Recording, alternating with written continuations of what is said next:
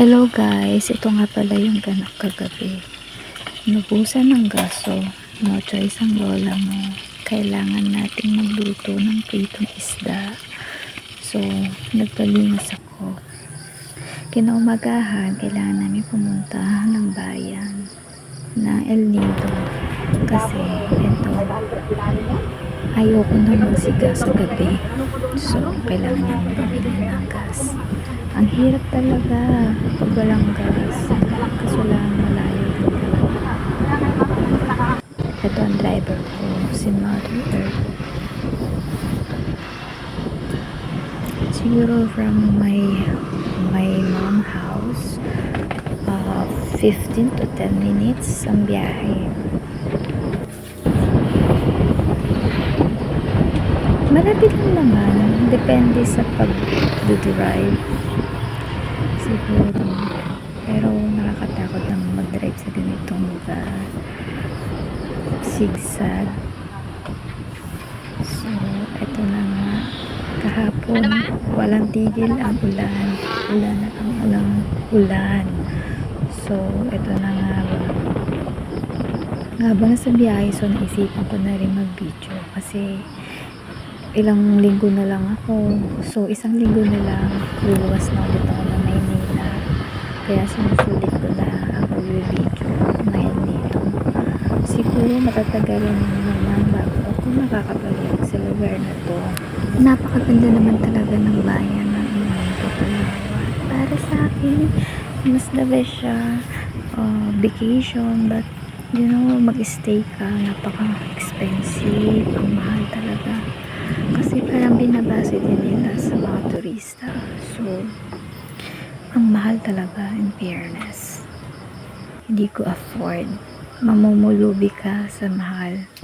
Pero doon sa mga taong nakatira naman na dito at resident naman, like my mother, siguro medyo nababalance naman nila kung paano yung buhay dito. Pero talaga as in, ang mahal.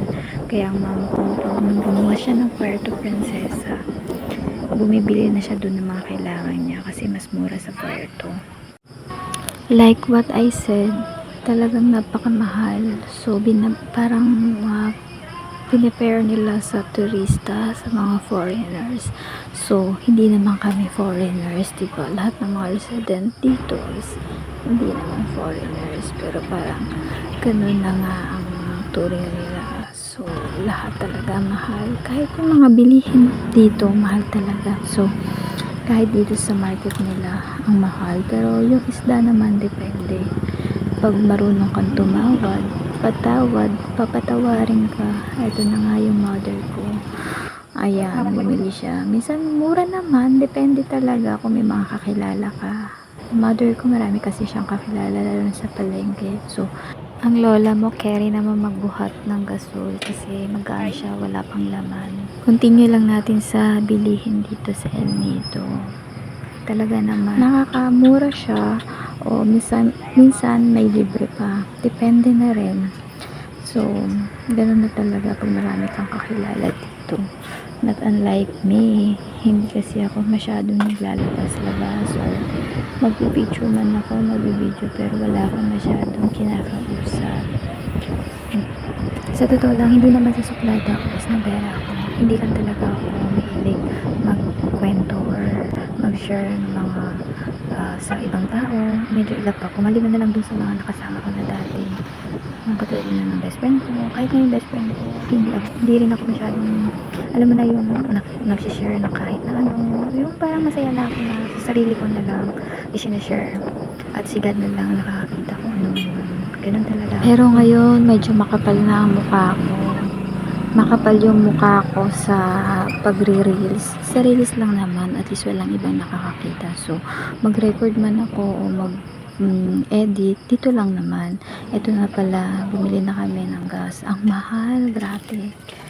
Siguro kung sa Manila to, mura lang siya, below 800. But dito, 1,000 na higit na siya.